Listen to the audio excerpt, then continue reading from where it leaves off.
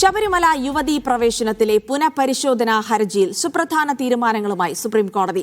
April 7 മുതൽ വാദം കേൾക്കും. മാർച്ച് 14 മുൻപ് വാദങ്ങൾ എഴുതി നൽകാനും ഹർജിക്കാർക്ക് നിർദ്ദേശം. കേസിൽ മുതിർന്ന അഭിഭാഷകൻ കെ പരമേശ്വരനെ അമിക്കസ് ക്യൂറിയായും നിയമിച്ചു. പുനഃപരിശോധനാ ഹർജി നിലനിൽക്കുമെന്ന് കേന്ദ്ര സർക്കാർ കോടതിയെ അറിയിച്ചു. 5 മതങ്ങളിലെ വിഷയങ്ങളാണ് 9 അംഗ ബെഞ്ച് പരിഗണിക്കുക.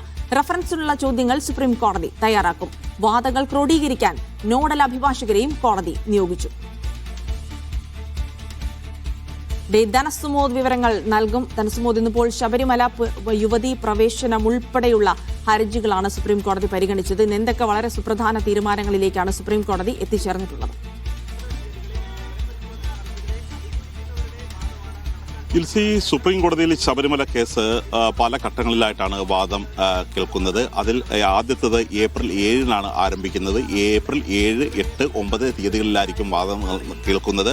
രണ്ടാമത്തെ വാദം ഈ ഹർജിക്കാരുടെ പ്രധാനപ്പെട്ട വാദമാണ്. ഇത് 14, 15, 16 തീയതികളിലായിരിക്കും വാദം നടക്കുന്നത്.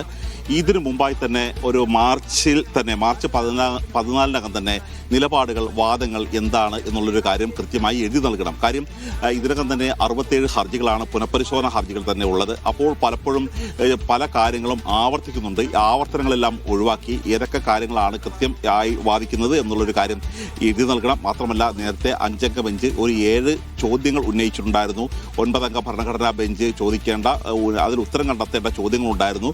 ഇക്കാര്യത്തിലാണ് പ്രധാനമായും വാദം നടക്കുന്നത്. ഇതുകൂടാതെ ഈ കേസ് ഹർജി ഒന്ന് പരിഗണിക്കുന്നതിനും അതിനുവേണ്ടി സഹായത്തിന് വേണ്ടി സുപ്രീം കോടതിയെ സഹായിക്കുന്നതിന് വേണ്ടി ഒരു അമിക്കസ് ക്യൂറിയെ നിയമിച്ചിട്ടുണ്ട്. മലയാളിയും തൃപ്പൂണിത്തുറ സ്വദേശിയുമാണ്. ഈ മുതിർന്ന അഭിഭാഷകനാണ് ഇപ്പോൾ നിയമിച്ചിരിക്കുന്നത്. ഇതിനുശേഷം ഏപ്രിൽ 21-നും 22-നും അമിക്കസ് ക്യൂറിയുടെ വാദമാണ് നടക്കുന്നത്. അതിന് ഏപ്രിൽ 22 തന്നെ വാദം പൂർത്തിയാക്കാനാണ് തീരുമാനിക്കുന്നത്. ഇതിൽ ഏറെ രാഷ്ട്രീയ പ്രാധാന്യം നൽകുന്നത് എന്ന് പറയുന്നത് തന്നെ പ്രധാനപ്പെട്ട ഒരു ഡെവലപ്മെന്റ് എല്ലാം ഈ കേസിൽ ഉണ്ടാകുന്നത് കേരളത്തിൽ നിയമസഭാ തെരഞ്ഞെടുപ്പ് നടക്കുന്ന സമയത്ത് തന്നെയായിരിക്കും.